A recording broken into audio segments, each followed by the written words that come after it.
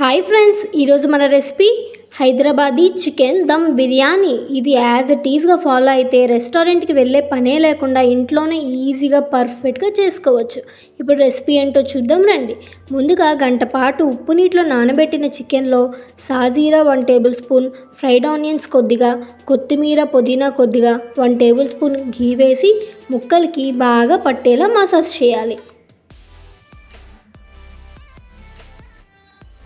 తర్వాత కొద్దిగా నిమ్మరసం వేసి బాగా కలుపుకోవాలి.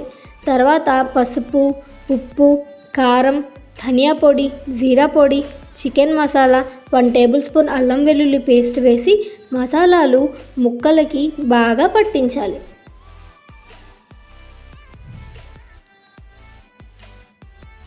తర్వాత 1 కప్పు దాకా పెరుగు వేసి కలుపుకొని గంట పాటు ఫ్రిడ్జ్లో పెట్టుకోవాలి.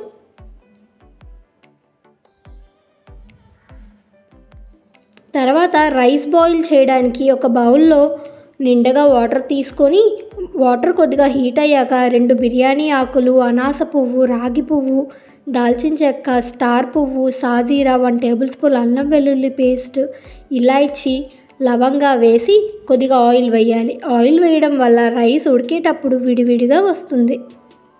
ఇలా వాటర్ బాయిల్ అవ్వగానే గంట పాటు నానబెట్టిన బాస్మతి రైస్ని వేసుకొని 70% కుక్ చేసుకోవాలి. మెతుకు పట్టుకోగాన ఉడకనట్టు ఉండాలి. అది 70% అంటే. రైస్ ఉడికాక వాటర్ని వడగట్టుకొని రైస్ని పక్కన పెట్టుకోవాలి. తర్వాత ముందుగా మ్యాగ్నేట్ చేసుకున్న చికెన్లో ఆయిల్ వేసి 50% కుక్ చేసుకోవాలి.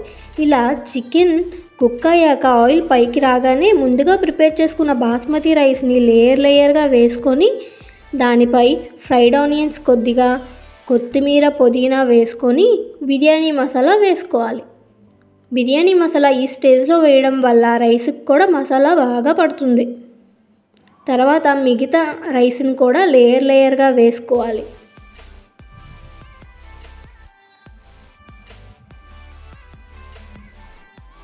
తర్వాత కొద్దిగా ఫుడ్ కలర్ని వేసుకోవాలి. ఫుడ్ కలర్ పూర్తిగా ఆప్షనల్ అండి.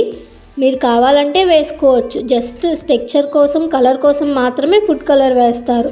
అది వేయకపోయినా ఏం పర్లేదు. తర్వాత ఫ్రైడ్ ఆనియన్స్ వేసి లిడ్ క్లోజ్ చేసి ఇలా వీడియోలో చూపించినట్టు గోధుమ పిండిని ఎయిర్ వెళ్లకుండా క్లోజ్ చేసుకొని 15 మినిట్స్ దమ్ చేసుకుంటే Hyderabadi chicken dum biryani ready. Bye friends.